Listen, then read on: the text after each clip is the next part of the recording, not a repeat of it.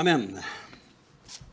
Donc, bienvenue ce soir à cet avant-dernier enseignement. Donc, il nous reste ce soir, puis il nous reste dans 2 semaines. Après ça, il va y avoir d'autres choses. On ne laissera pas aller comme ça. Après ça, on n'arrête pas l'Église, on continue. Il y a d'autres choses qu'on veut continuer pour passer à d'autres choses. Donc, ce soir, j'aimerais qu'on puisse regarder un géant qui est souvent bien ancré dans nos cœurs et on a de la difficulté à s'en départir. Je vais parler du géant du ressentiment. La rancœur, la rancune, l'amertume, l'animosité puis la grogne. Je sais que ça ne s'adresse pas à nous. J'ai fait des petits tests avant de commencer cet enseignement-là. Je ne pense pas que personne ici a un problème avec l'amertume, la grogne ou une rancune, tout ça. Mais en tout cas, on va l'enseigner pareil, comme s'il y avait quelqu'un d'autre qui nous écoute, qui n'aurait besoin. Mais je pense qu'on passe tous à travers des temps dans notre vie que c'est un géant qu'il faut réellement confesser. C'est un géant qui peut surtout aussi détruire notre relation avec Dieu et détruire aussi notre relation avec les gens qui nous entourent. Donc, contrairement à certains géants que nous avons vus dans les semaines passées, ce géant est assez particulier.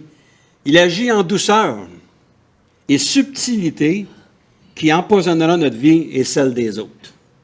C'est pas quelque chose qu'on voit. C'est pas comme si quelqu'un avait la rougeole, quelqu'un qui a une maladie quelconque. C'est quelque chose qui commence à jaillir dans notre cœur subtilement, qui joue avec notre pensée, et puis soudainement, on s'aperçoit qu'on a du ressentiment contre une telle personne, une autre personne. Des fois, ça peut être dans le couple, peu importe. Et ça nous nuit réellement. Surtout que le Seigneur nous appelle à vivre en paix tout le monde ensemble. Comment c'est important, les enfants de Dieu, que l'on puisse s'accepter tel qu'on est. Et Dieu sait que des fois, c'est pas facile, même dans une bergerie.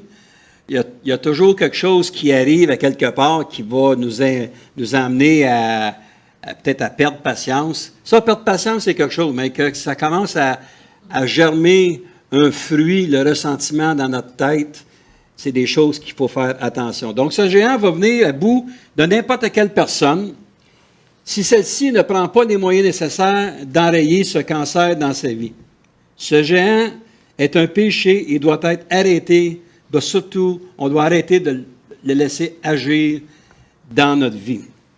La base de ce géant, tantôt je vais aller dans différents textes, un héritage qui a été légué d'un roi à un autre, où le père avait un certain ressentiment contre des gens, puis il a légué ça en héritage. Nous entendons parler de gens qui sont accusés d'avoir commis des crimes horribles, venant même à éliminer beaucoup de gens sans raison, n'ayant aucun lien avec les personnes qui ont connu des actes criminels. Mais qu'est-ce qui a poussé ces gens-là à agir de la sorte?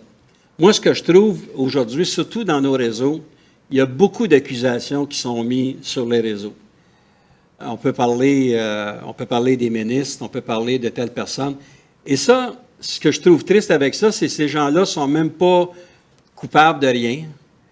Il n'y a absolument rien qui a été prouvé, mais parce que quelqu'un pense que telle chose, ce que ça fait, c'est que ça met dans notre tête un doute, peut-être un ressentiment. Et si cette personne-là marcherait au milieu de nous, on serait peut-être porté à la mettre de côté parce que ce qu'on a entendu parler, ce qu'on a entendu dire. Et c'est ça le ressentiment. C'est des choses qui ne sont pas fondées, mais qui commencent à germer dans notre tête, qui portent un jugement sur une personne qui, dans le fond, n'a même pas à être jugée.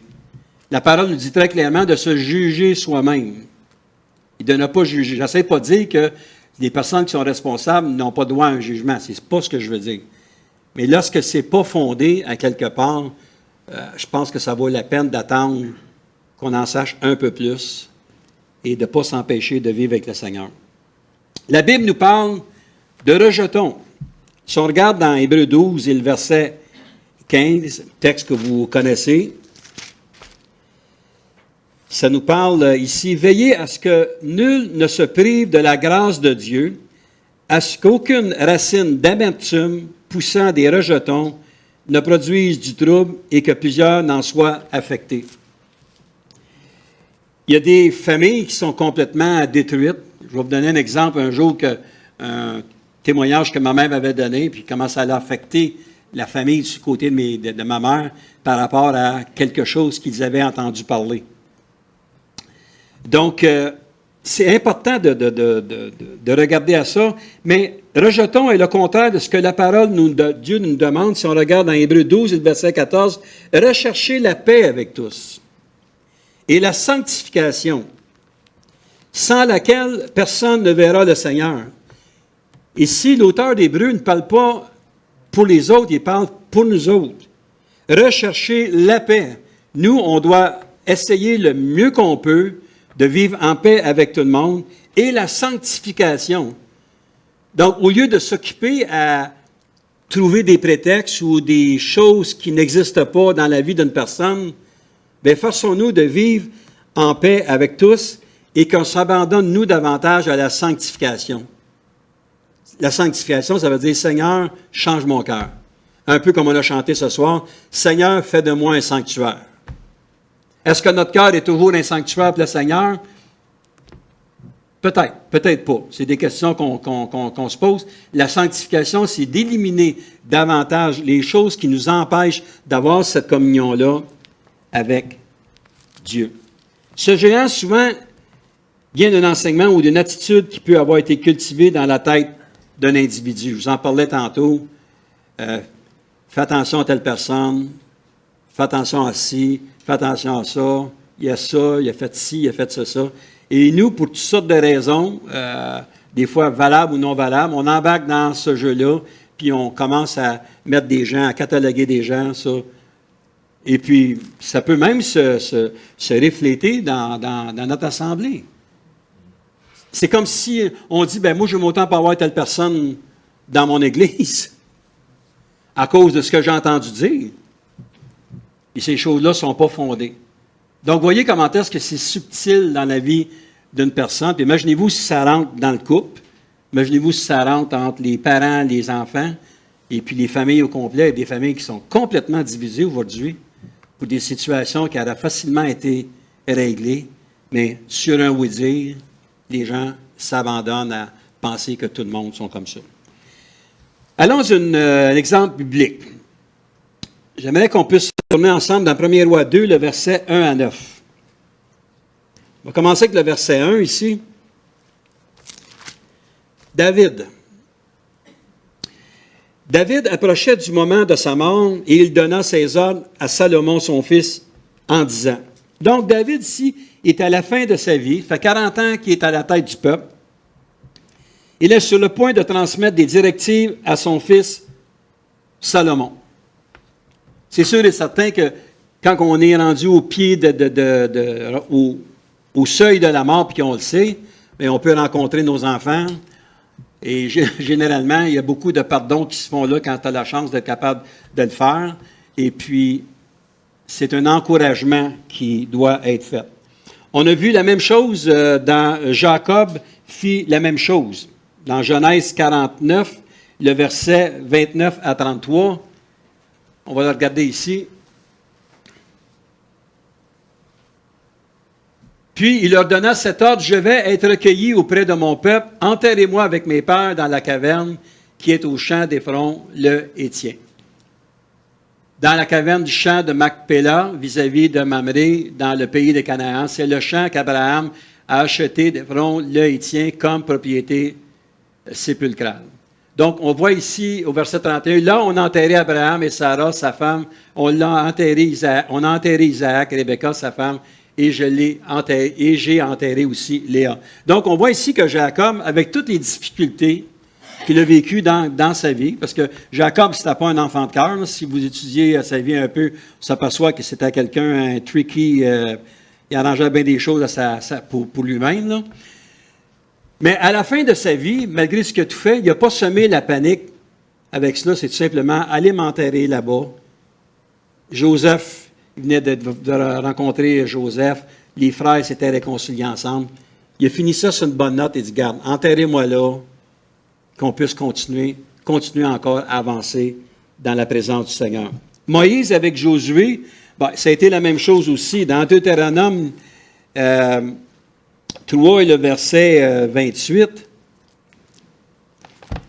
Deutéronome 3, le verset 28, on voit que « Donne des ordres à Josué, fortifie-le et affermis-le, car c'est lui qui marchera devant ce peuple, qui le mettra en possession du pays que tu verras.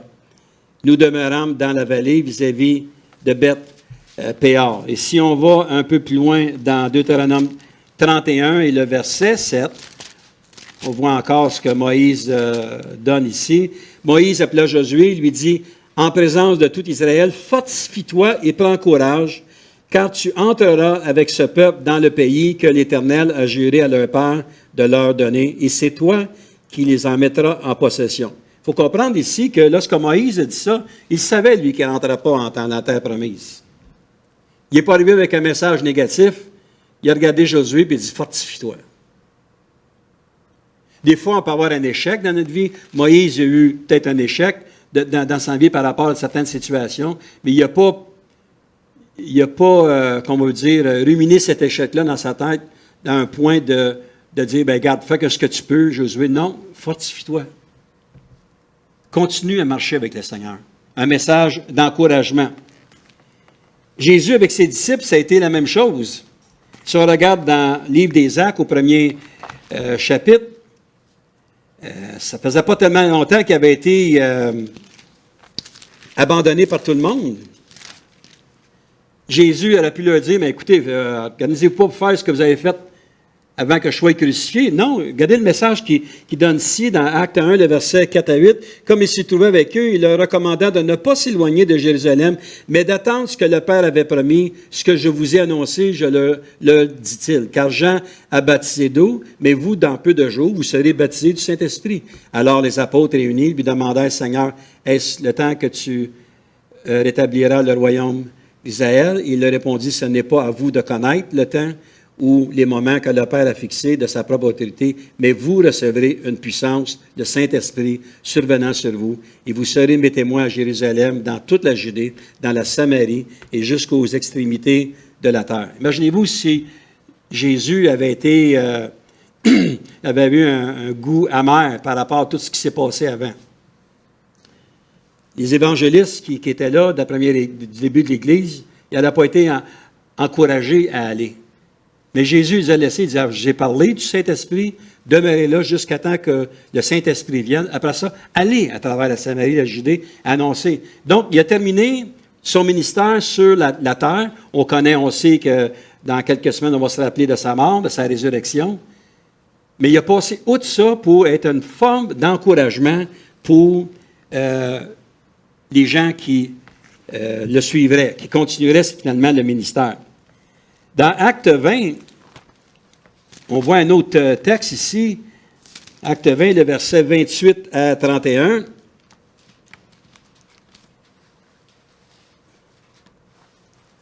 Acte 20. Prenez donc garde à vous-même et à tout le troupeau sur lequel le Saint-Esprit vous a établi évêque, pour paître l'Église du Seigneur qu'il s'est acquise par son propre sang. Je sais qu'il s'introduira parmi vous, après mon départ, des loups cruels qui n'épargneront pas le troupeau, et qu'il s'élèvera du milieu de vous des hommes qui enseigneront des choses pernicieuses pour entraîner les disciples après eux. Veillez donc, vous souvenant que durant 3 années, je n'ai cessé nuit et jour d'exhorter avec l'âme chacun de vous. Donc, Paul, encore une fois, il vivait un temps difficile.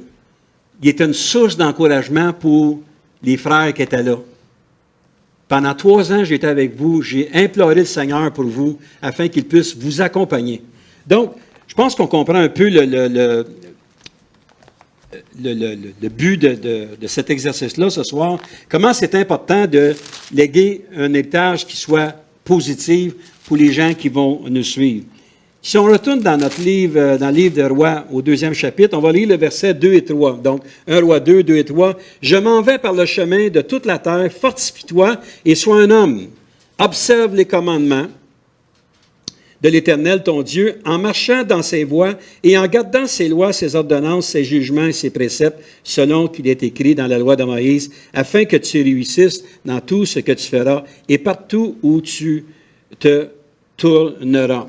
Donc, on voit ici que David qui parle à son fils Salomon, qui dit, regarde, fortifie-toi, attache-toi au commandement de Dieu.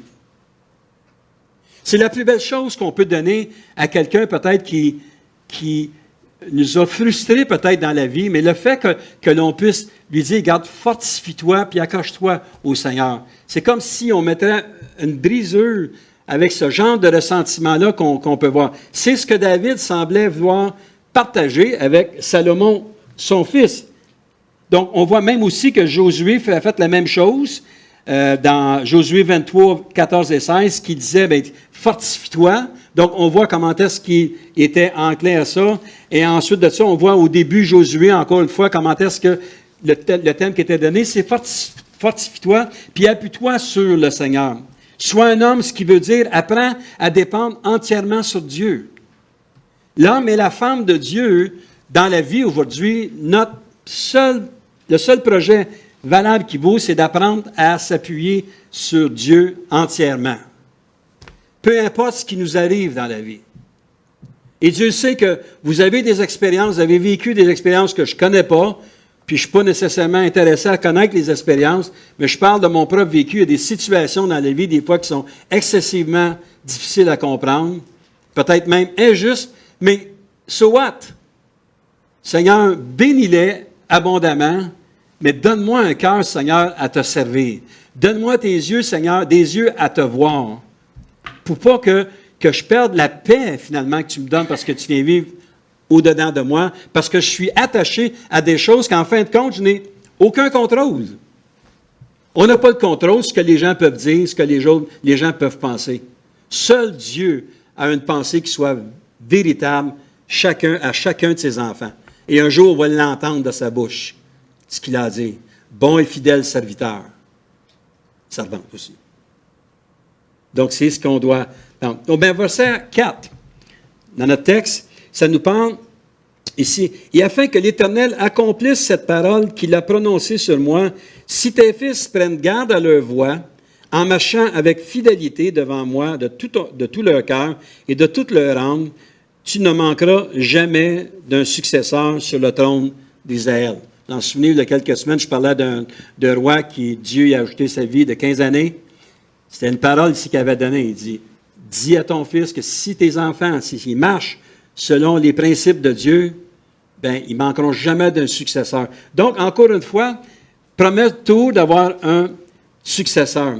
Mais si on va à l'héritage que David, soudainement, c'est comme si son langage change. Au verset 5 et 6 de notre texte, « Tu sais ce que m'a fait Joab, fils de Tsérijah, ce qu'il a fait à 2 chefs de l'armée d'Israël, à Abner, fils de Ner, et à Amasa, fils de Jéter. Il a tué, il a versé pendant la paix le sang de la guerre. Il a mis le sang de la guerre sur la ceinture qu'il avait au rein et sur la chaussure qu'il avait aux pieds. » Donc, on voit ici que David semble vouloir se venger des gens qui ont fait de quoi. Tu sais, si on regarde la vie de David, c'est un roi, un grand roi, avec beaucoup d'imperfections. Moi, je remercie Seigneur pour cette portion des Écritures-là qu'on est capable de lire. Un roi qui est nommé un grand roi, avec toutes les imperfections qu'il y a, ça m'encourage, pas pour les imperfections, de dire qu'on est humain, nous autres aussi. Et que Dieu ne s'arrête pas nécessairement à nos imperfections, mais à notre cœur. David avait un cœur pour Dieu. Et c'est ce que le Seigneur nous demande d'avoir. Donc, si on met ça dans un langage un peu plus direct, règle le cas de Joab. Possiblement qu'il n'avait pas tort concernant la situation de Joab, mais pourquoi transmettre à son fils de s'occuper des choses qui lui appartenaient à lui? Mais qui c'était ce Joab? Joab, c'était celui qui avait compris avec David d'envoyer Uri au front. Donc Joab était un peu complice dans toute cette situation-là de camoufler un peu l'adultère que David avait commis. Là, il dit à son fils, règle son cas. Je ne sais pas si vous autres, dans votre génération, ça s'est vécu. Moi, j'ai vécu des choses comme ça. Pas nécessairement dans ma famille directement, mais j'ai vu des gens qui ont vécu la haine. Puis ces gens-là, aujourd'hui, se sont ramassés en prison. Il y a des gens, aujourd'hui, plusieurs personnes qui ont commis des meurtres. Pourquoi? Parce que le ressentiment a porté fruit dans leur cœur jusqu'au point d'apporter l'irréparable. Mais pourquoi transmettre à son fils de s'occuper des choses qui lui appartenaient? On connaît tous l'histoire. On va continuer. Le verset 8 et 9 d'un roi 2. Voici, tu as près de toi Shimei, fils de Guéra, Benjamite de Bachurim. Il a prononcé contre moi des malédictions violentes le jour où j'allais à Manaïm. Mais il descendit à ma rencontre vers le Jourdain et je lui jurai par l'Éternel en disant, je ne te ferai point mourir par l'épée. Mais là, qu'est-ce qu'il fait au verset 9? Maintenant, tu ne laisseras pas impuni, car tu es un homme sage, et tu sais comment tu dois le traiter. Tu feras descendre, ensanglanter ses cheveux blancs dans le séjour des morts. Tout un héritage. Tu vas te venger de cette personne-là. Salomon, c'est un homme de paix. On se souvient que David avait dit, je peux t'en construire un temple. Non, non, non, tout est un homme de guerre. On va prendre un homme de paix qui va aller bâtir mon temple. Et là, il lui donne ces paroles-là parce que David avait certainement une frustration dans son cœur, des choses qui n'étaient pas réglées. Shimei n'avait pas le droit de parler de cette façon-là au roi David. Mais pourquoi ne pas laisser Dieu s'en occuper?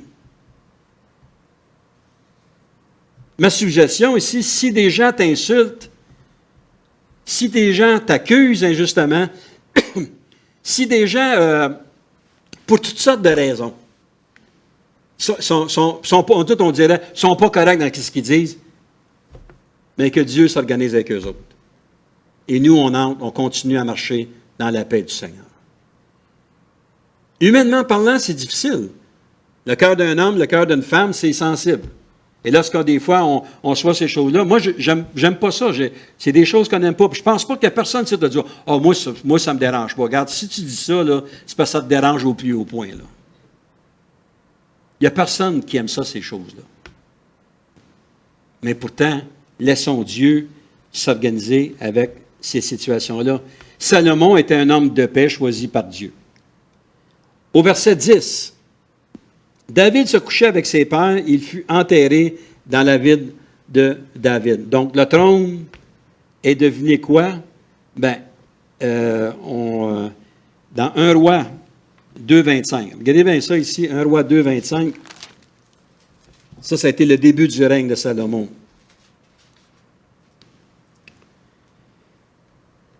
Et le roi Salomon envoya Benadja, fils de Jéhoiada, qui le frappa, et Adonijah mourut. Je ne sais pas si vous vous souvenez, si vous rappelez un peu, son frère, ou son demi-frère, ce qu'il voulait avoir le trône, lui. Fait que la première chose qu'il a faite, c'est qu'il a été éliminé, lui qui se bâtissait, il voulait être là.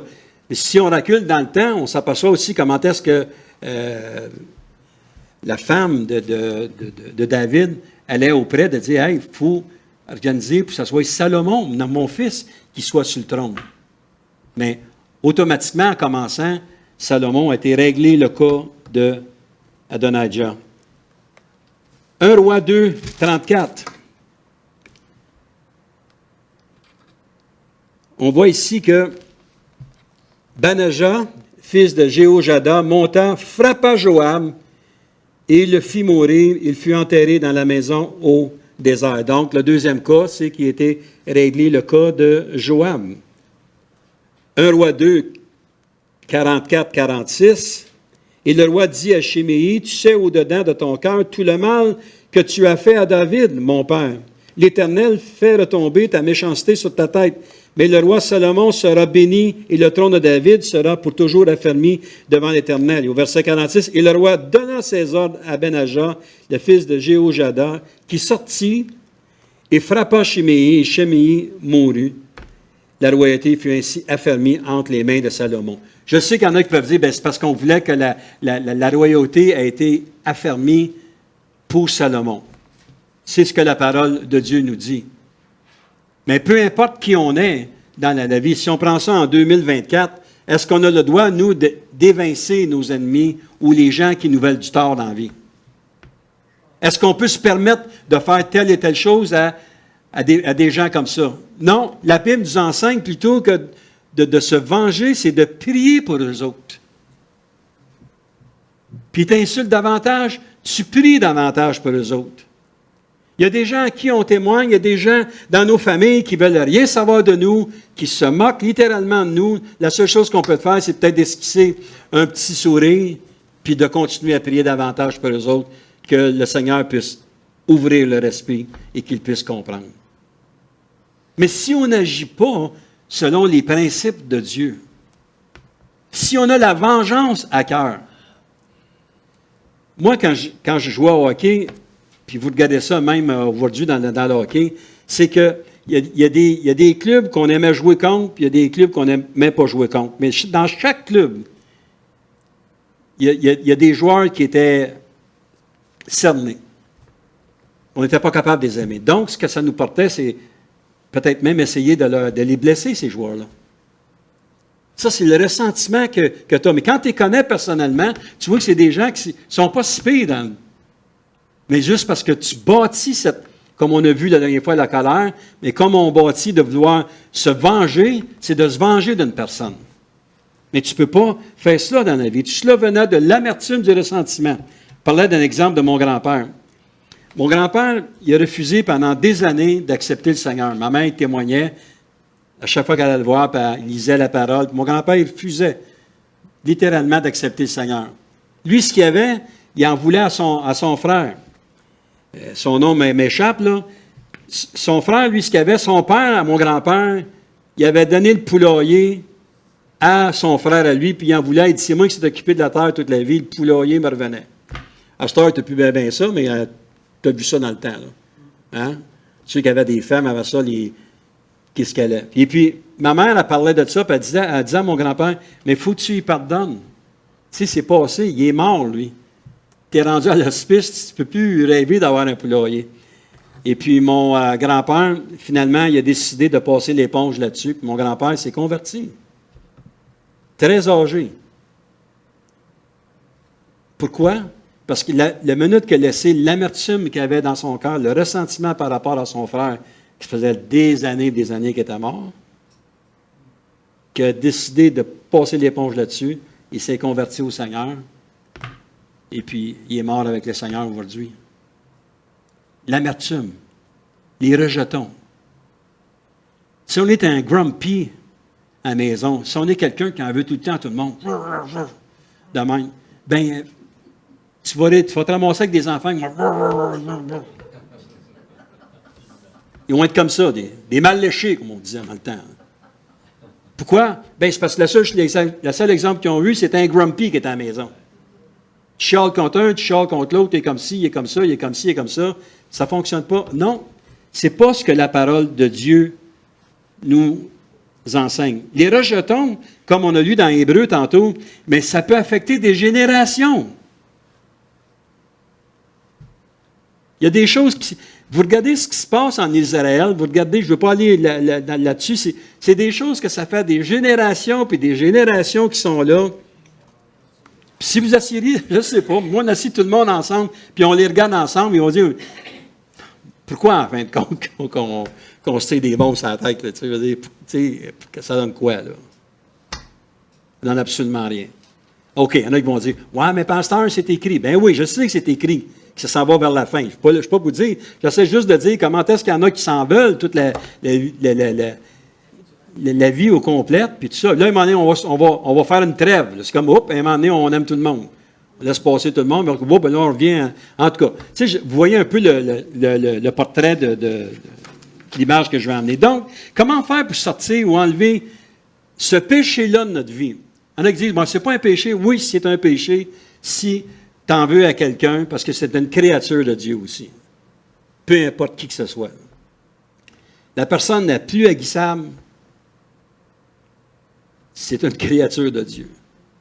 Puis on ne sait jamais comment est-ce que Dieu va se servir d'un exemple qu'on va donner, un bon mot qu'on va placer, un encouragement qu'on va donner à quelqu'un, puis cette personne-là va dire « Wow, je ne pensais pas que les chrétiens étaient comme ça. » Cette personne-là peut se convertir à Christ, juste parce que notre attitude change. Quelques petits points en terminant. Réfléchissons sur ce problème. Retournons à la source et voyons si nous ne sommes pas responsables pour cette situation-là. Ça se peut-tu à quelque part dans le ressentiment qu'on a envoyé une petite parole, hein? Vous savez comment est-ce que des fois on peut être très habile à glisser une parole qui veut en dire tellement. Les gens autour ne comprennent pas, mais la personne à qui t'envoie cette parole-là comprend exactement. Quelqu'un qui t'envoie une parole, je ne veux pas dire à double sens, une parole qui veut blesser, la personne que reçoit cette parole-là, humainement parlant, elle le ressent, ça. Elle le ressent. Moi, si quelqu'un ils ont de l'animosité contre moi, je le ressens. Même s'il me dit ça avec un beau sourire, c'est quelque chose qui fait mal. Mais on ne réfléchit pas si on n'est pas, nous autres, les instigateurs de cette situation-là. Avons-nous du plaisir à mijoter ou à planifier des plans qui pourraient faire mal à cette personne-là? Tu vas voir. Mais j'arrive à telle et telle situation, tu vas voir. Vous regardez aux héritages qui est donné. Des fois, les comptes vont se régler là. Le père et la mère sont partis, puis bien des familles, ça se tire au boulet. Tu as eu tout dans la vie, toi. Tu as eu toutes les vaches, l'autre frère a eu tous les cochons, puis les autres qu'on a eu, on n'a rien eu. Tu sais, on voit ça dans les femmes parce que c'est ça. Tu es à gâter, toi. Le père est aimant, toi. Deuxièmement, prenons le temps d'en écrire les détails. Quand nous sommes emprisonnés dans cet engrenage, nous avons souvent de la difficulté à l'exprimer verbalement. Il y a du monde qui ne sont pas capables de parler. Il y a du monde qui ne sont pas capables de s'en parler parce qu'ils vont s'emporter, et d'un, dans la histoire des bien mieux de terre. Ou ils se sentent écrasés par rapport à une personne, par la prestance qu'une personne va donner. Pourquoi pas l'écrire? La mettre sur un bout de papier, puis écrire le ressentiment que tu as par rapport à cette personne. Dire, je t'en veux pour telle et telle situation. Quand tu prends le temps de l'écrire, tu poseras certainement les points qui ont fait culminer aussi ce problème-là. Si vous prenez le temps de l'écrire, cette personne-là, vous envoyez une lettre de réconciliation, bien, dites-lui les choses que vous savez que vous êtes responsable de. C'est pas je le dis, mais parce que tu étais comme ça, puis tu es comme ci, puis tu es comme ça, puis ça commence bien mal, là même. Ça commence pas comme ça. Je te demande pardon pour ce que j'ai dit, ce que j'ai fait.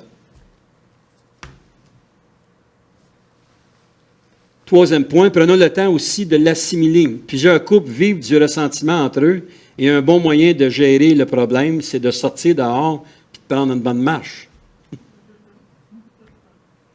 Vous avez fait ça dans votre couple, vous autres? Moi, j'ai fait ça. À un moment donné, quand la pression est haute dans la maison, au lieu de faire brasser toute la vaisselle qu'il y a dans la cuisine, pendant la porte, puis pendant on va te prendre une bonne porte d'air là-bas dehors, puis elle revient, puis à un moment donné, ça peut aller mieux. Sortir. Évacuer les choses qui nous gardent. Ça nous aide à voir clair. Si c'est arrivé, peut-être, bien content si c'est jamais arrivé dans votre couple, mais nous autres, c'est arrivé, puis la réconciliation, c'est extraordinaire. On est heureux après ça. Tu sais, on était capable de régler un problème, puis c'est extraordinaire d'être capable de dire, ben, voici. Nous ne devons pas passer notre âge sur un punching bag, mais l'exercice peut certainement vous aider à ventiler votre frustration, au lieu de bouder sur notre côté, par le fait même, augmenter notre niveau de vengeance. Quand on est et qu'on regarde ça nous autres, on rumine. La misère à dormir. On va t'asseoir dans le salon quand tout le monde dort. Là, tu penses, puis tu tournes, puis tu vois, c'est ça. La majorité des divorces sont arrivés à cause de ça. Des situations qui auraient peut-être pu être gérées, qui n'ont jamais été gérées. Je ne sais pas. Moi, ça ne m'est jamais arrivé un divorce, puis je n'en veux pas non plus, là. Mais l'importance d'être capable d'exprimer ce que l'on vit dans notre cœur pour l'évacuer. Prenons le temps d'en parler. Quatrième point, vous pouvez en discuter avec un ami que vous avez confiance afin qu'il puisse vous aider à dénouer la source du conflit. Pas parler ça à un ami que vous pensez à votre ami, puis que finalement toute l'Église le sait la semaine d'après. Savais-tu que? Il y a des gens, j'ai déjà entendu, il y a des pasteurs ici, il y a des gens qui disent, on n'avance plus en avant, il faut payer pour nos besoins, parce qu'on souvent s'aperçoit que toute l'Église le sait la semaine d'après. Tu sais, je veux dire, il y a des choses qui se disent, il y a des choses confidentielles qui accomplit avec quelqu'un, puis peu importe que ce soit l'Église, que ce soit quelqu'un vous invite pour un café, si quelqu'un vous partage quelque chose, gardez-les donc. Priez pour cette personne-là, afin que le conflit puisse se régler et la paix puisse s'installer dans le couple ou à travers un ministère quelconque, à travers l'Église. On a eu des divisions qui sont arrivées dans nos assemblées. Pourquoi? Aucune espèce d'idée. Et si tout le monde serait assis ensemble et s'expliquer, au lieu de former 2 puis 3 clans, bien peut-être que la paix aurait été dans la bergerie davantage. On serait peut-être encore un meilleur exemple pour tous les gens autour de nous autres. Qu'on est capable de gérer nos conflits. Et 5e point en terminant, abandonnez votre situation au Seigneur. C'est Matthieu 6, le verset 12. Pardonne-nous nos offenses, comme nous aussi nous pardonnons à ceux qui nous ont offensés. Pardonne-nous, Seigneur, nos offenses à nous autres, comme nous, on a pardonné aux autres. Si tu n'es pas capable de pardonner aux autres, qu'est-ce que la parole de Dieu dit? Est-ce qu'on va être pardonné? Je pense que le Seigneur va te pardonner, mais c'est parce que tu bâtis ce ressentiment-là en dedans de toi. Tu as toujours quelque chose qui cherche à embarquer dans ta vie. Au verset 14 du même texte, ça nous dit, si vous pardonnez aux hommes leurs offenses, votre Père céleste vous pardonnera aussi. Mais si vous ne pardonnez pas aux hommes, votre Père ne vous pardonnera pas non plus vos offenses. Encore plus direct. L'importance de pardonner. Si on va dans Matthieu 18, ouais, mais si tu vivrais avec cette personne-là ou si tu travaillerais avec cette personne-là, on n'est pas capable de te pardonner, c'est tout à recommencer. Bien, écoutez, on va lire ce que la parole de Dieu nous dit ici, Matthieu 18, le verset 21-22, texte que vous connaissez. Alors Pierre s'approchait de lui et dit, Seigneur, combien de fois pardonnerai-je à mon frère lorsqu'il péchera contre moi? Sera jusqu'à 7 fois? Bien, Jésus lui dit, je ne te dis pas jusqu'à 7 fois, mais jusqu'à 70 fois, 7 fois. Ça veut dire que ça n'arrête pas de pardonner. Oui, mais ça fait 30 fois. Pardonne-en une autre fois. Pour justement le dégager de cette situation-là aussi. On dégage la personne de cette situation-là, mais en même temps, ça nous soulage, nous autres aussi. Lorsqu'il y a un différend, avec qui que ce soit, puis qu'on est capable de régler ce différend-là, puis ça s'arrange à l'amiable. Il y a des fois que c'est difficile, parce que ça ne s'arrange pas. Mais lorsque au moins on a pu s'exprimer, on se pardonne mutuellement, c'est comme si on enlèverait un poids énorme sur nos épaules, puis on est capable d'avancer. On est libre comme l'air. Matthieu 18, le verset 23 à 30. C'est pourquoi le royaume des cieux est semblable à un roi qui voulut faire rendre compte à ses serviteurs. Quand il se mit à compter, on lui en amena un qui devait 10 000 talents. Comme il n'avait pas de quoi payer, son maître ordonna qu'il fût vendu, lui, sa femme, ses enfants et tout ce qu'il avait, et que la dette fût acquittée. Le serviteur se jetant à terre, se prosterna devant lui et dit, Seigneur, aie patience envers moi, et je te paierai tout. Ému de compassion, le maître de ce serviteur le laissa aller, il lui remit la dette. Après qu'il fut sorti, ce serviteur rencontra un de ses compagnons qui lui devait 100 deniers. Il le saisit, puis il l'étranglait en disant, « Paie ce que tu me dois. » Son compagnon se jeta à terre, le supplia en disant, « Aie patience envers moi et je te paierai. » Mais l'autre ne voulut pas et il alla le jeter en prison jusqu'à ce qu'il eût payé ce qu'il devait. Ça, c'est d'avoir du ressentiment. Tu sais que la personne t'a fait quelque chose, tu sais que la personne te doit. Lorsque quelqu'un t'emprunte, mettons, on parle un petit peu de ça, si quelqu'un t'emprunte de l'argent et tu veux lui aider, mais c'est comme si tu lui avais donné. attends pas ce qu'il vienne te le donner. Si tu le ramènes, merci Seigneur. Puis si tu ne le ramènes pas, merci Seigneur, tu viens de mettre une fortune pour toi dans le royaume des cieux. Dieu l'a vu, lui. C'est ça, le pardon. Évitez la vengeance.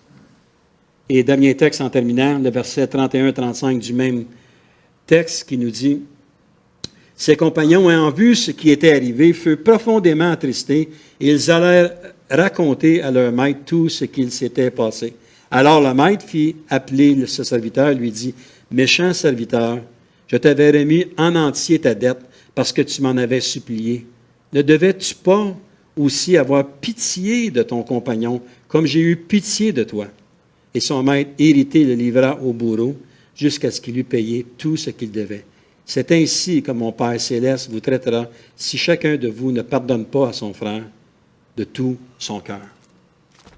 Donc, en terminant, le ressentiment souvent vient de situations qui n'ont pas été pardonnées de notre part. Et c'est important de pardonner aux autres, de passer. C'est pas facile. Des fois, c'est des histoires de mois, des fois, c'est des histoires d'années. C'est excessivement difficile, surtout si tu sais que tu as raison. Mais le Seigneur, il dit, pardonne-lui, comme moi je t'ai pardonné tes fautes, puis on ne sait pas ce qui va se passer dans l'avenir. Amen. Prions le Seigneur.